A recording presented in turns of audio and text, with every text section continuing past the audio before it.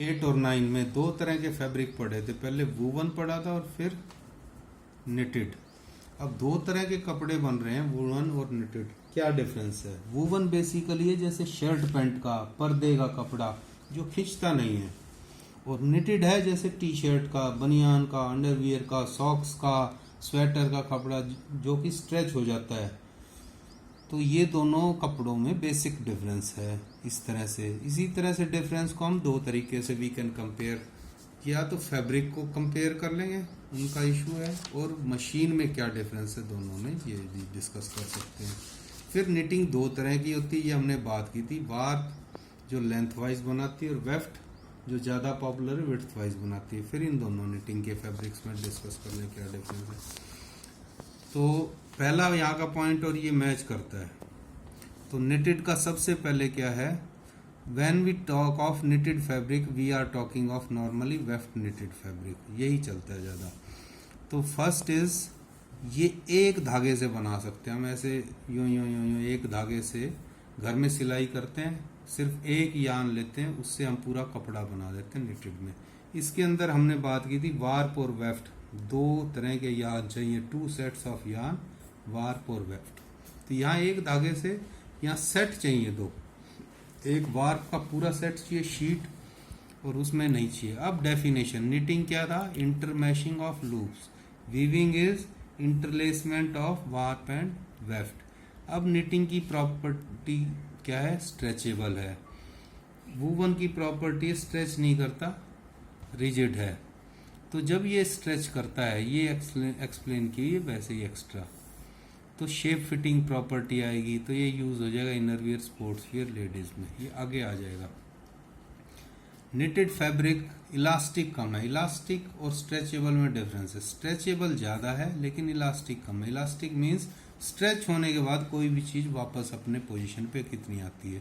तो it stretches, knitted fabric stretches but does not come to the original position. It has less tendency to come to original position. Since it has less tendency to come to original position, it is less elastic. While woven is although rigid but it is highly elastic. Then इसका structure, due to its structure it does not form wrinkle.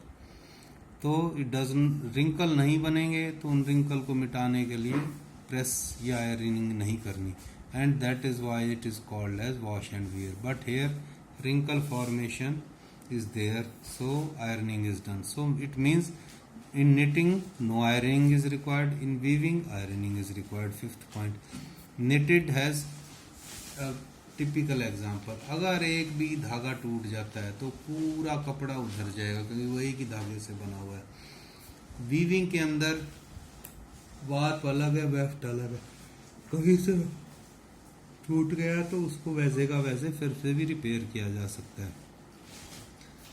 Knitted कपड़ा फाड़ा नहीं जा सकता, उसका जो भी हम मेहनत करेंगे फाड़ने के लिए, वो जो उसके ऊपर स्ट्रेस पड़ता है वो फैल जाता है इधर उधर, क्योंकि स्ट्रेचेबल है और रिजिड नहीं है। वूवन में जो है ऐसा नहीं है, अगर वो कट गया कहीं से, उसे फाड़ोगे तो फट जाएगा, एक एक पे जोर पड़ेगा।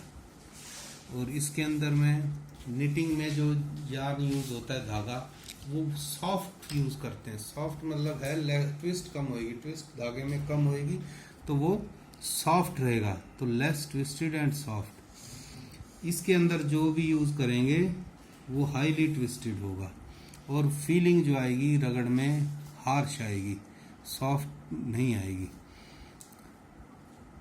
अगर सेम वेट देखेंगे पर एक यार्ड में जितना कपड़ा है, तो निटेड में जो है मोटा होने की वजह से